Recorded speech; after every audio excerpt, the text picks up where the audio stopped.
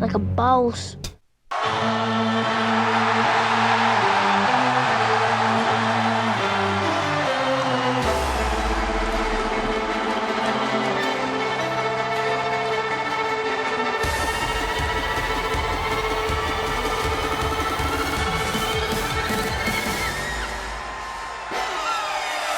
I say, all right, I'm going to rent a movie here in the hotel. So I go to rent a movie. It's called Catching Hell. It's a documentary about the guy with the glasses who was at the Cubs game, who reached up for that foul ball that Moises Alou was allegedly going to catch. I'm convinced 100% that I had that ball in my glove. I knew I had it because I wasn't very good going, like trying to rob a home run, because I used to look down for some reason. I never did this, and I remember perfectly that day. I did everything perfect. I had my eyes on my glove, and I see the ball right here, coming in my glove until 4 or 6 arms. They got in the way, and Bartman, fortunately for Bartman, he touched the ball, but I knew I had it. With everyone, including Bartman, removed from the shot, it seems clear that Alou would have caught the ball. So I hit the info to watch the trailer, and they're talking about, they got this guy on there going and says how he worked for Sports Illustrated, and his assignment was to find this guy, whatever the fuck his name was, Steve Mizarek. I don't know. I'm not from Chicago, so I don't give a shit. I don't know what his name is. A young man named Steve Bartman, who wanted to catch a ball, caught something else instead. All right? He goes, my assignment was to find this guy. And he goes, my heart sank. You know, because I actually felt for this guy. I didn't want to go see him. And I said to my editor, why can't we just leave this guy alone? Can't we just leave the guy alone? He goes, no, go find him. And then they start showing the highlights of this dude. And for those of you who don't know the play, basically the Cubs haven't won the World Series since 1908. You know? They're a game away from going, they're 5 outs away from going to the fucking World Series. Sorry to all the Cub fans. Just hit fucking mute for the next 10 minutes. They're 5 outs away. So some dude, left-handed batter, hits a slicing foul down the left field line. It's right there, and the Cubs left fielder, Moises Alou, he's got a chance to make a play, and all these fans reach up to grab the ball, but it just hits one guy. And Moises Alou flips out because he doesn't catch it, and he sort of yells towards the fans like, what the fuck, I could have caught that. And then after that, the wheels start falling off. Everyone that was there just was clenching, and I think if the fans had just let it go and just continued to be behind the Cubs and support them, I think it would have been a totally different outcome. But the fans all fed off of the reaction of Moises Alou. When Alou looks at him slamming his fist, that's what really causes, I think, the building reaction in the stadium. They lose the game, and then they lose Game 7, and then everybody wants to murder this fucking kid. So this guy is basically sold that they're going to basically interview the guy, as far as I could fucking tell. I'm like, Jesus Christ, that's fascinating. Let me watch this. God knows I got the time. Let me watch this movie. All right? So I go to order it, and it doesn't allow me to, so I got to call downstairs to have the, I don't know what, somebody had kids or something. They didn't want to rent a porno. So I had to get that, switched over so I could actually be an adult and pick out a movie. So I watched this fucking thing. All right? About the Cubs. About their history. About their curse. About this poor bastard that got used as the scapegoat. This is what I was sold. This is the bill of goods I was sold. Okay? After 36 hours of being lied to by the fucking Weather Channel, I want some truth in my life. This is what you're telling me this thing is about. This is how you're advertising it. I want to see it. Do you know what the first 15 minutes of that movie was? It was taking me through the Red Sox in 1986 as they excruciatingly slowly replayed the Bill Buckner incident. The Sox were ahead. Why did no one focus on that moment? Little roller up along first, behind the bag. It gets through Buckner. When the ball went through Buckner's legs, it was as if time stood still. And then you got Knight coming home, and he's holding the sides of his head. He's like delirious, like he can't believe. And I'm sitting there watching it. All of a sudden, I'm looking at Bill Buckner. I'm like, what the did I order the wrong fucking thing? I don't want to see this shit. Do you understand? This is like my baseball 9/11. So I'm watching this thing, and for the first 20, just to warn Red Sox fucking fans, the first fucking 15 minutes of this movie is the Bill Buckner thing, the thing that we left behind.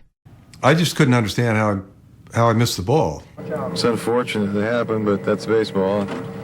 All I can say is I've never played in the 7th game of the World Series, and I get to play one now. I hate to say it's because I missed a ground ball, but that's the way it goes. So I'm going to watch this fucking thing, and all of a sudden, out of nowhere, they're showing.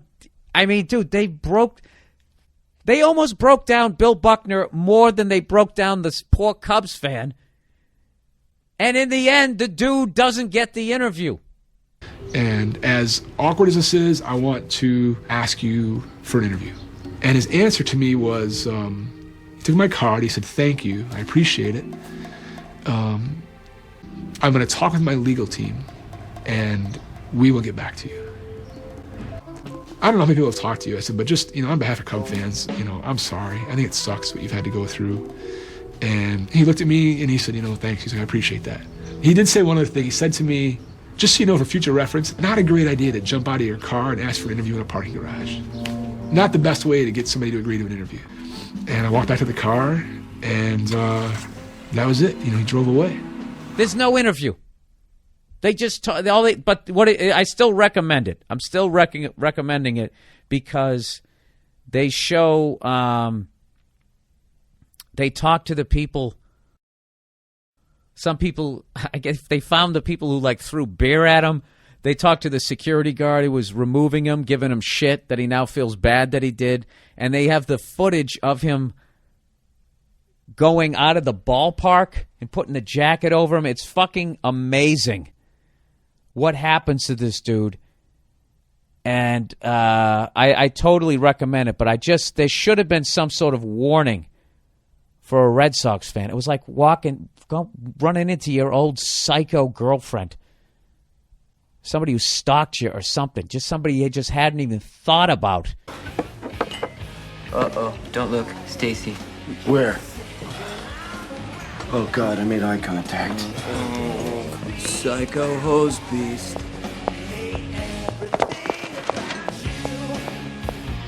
Happy anniversary, Wayne. Stacy, we broke up 2 months ago. Well, that doesn't mean we can't still go out. Well, it does, actually. That's what breaking up is. Will, are you gonna go to the gasworks tonight? No. No! Open it. Okay.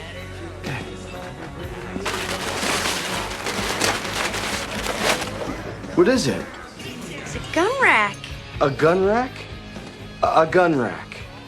Yeah, right. I don't even own a gun, let alone many guns that would necessitate an entire rack. 2004, 7 years. I haven't thought about that shit.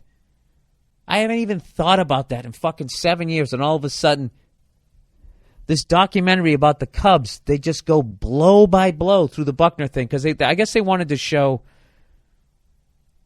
how Buckner was used as the scapegoat, despite the fact Bob Stanley threw the wild pitch, and how this kid was used as the scapegoat for the Cubs, despite the fact that Gonzalez booted a fucking double play ball, which would have got him out of the inning. Well, then the guy who got the ball, that guy went and sold it for $100,000. Any fucking ways. So they actually bring up scapegoat. I'm actually ruining this entire thing. You probably don't have to fucking rent it. They start talking about how they came up with that terminology, the scapegoat, and it went back to religion. Oh, Jesus. That I guess back in the day, I don't know what the hell religion it was. They're all fucking stupid when you really get down to it. Other than their do unto others stuff that every religion has. They would basically have a goat. They'd bring a goat in, and I'm thinking, all right, they're going to sacrifice it or whatever. And they wouldn't. The priest would lay his hands on a goat for once, instead of some unsuspecting child. Oh, a little molestation joke for you. How'd you guys like that? Huh? Did you like that on your Monday? Do you think that was crossing the line? Well, fuck you. I'm stranded in New Jersey. Fucking New Jersey, huh?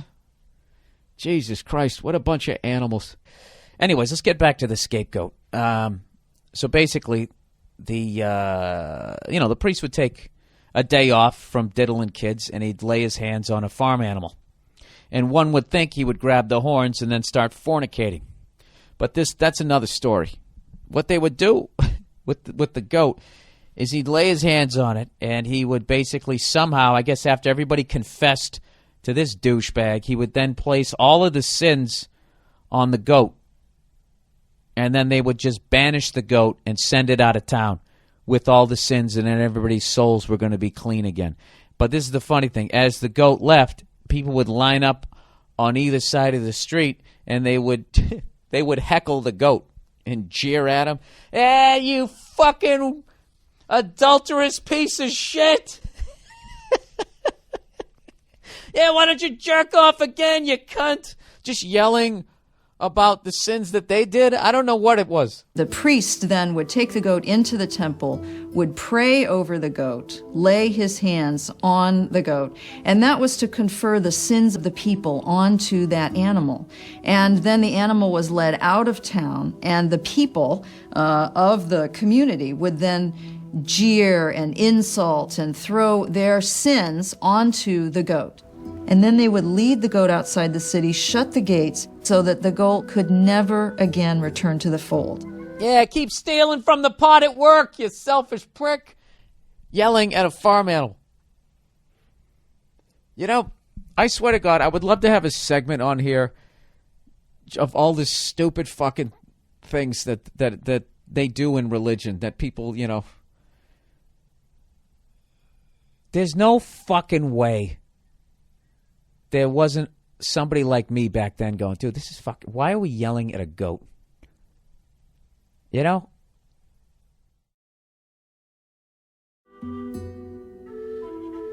To get crucified the way he did was mind-boggling. He didn't do anything. He didn't do anything different. You take a Major League Baseball player and sat him in that seat, he'd have done the same thing that Bartman did. I mean, I would have done it.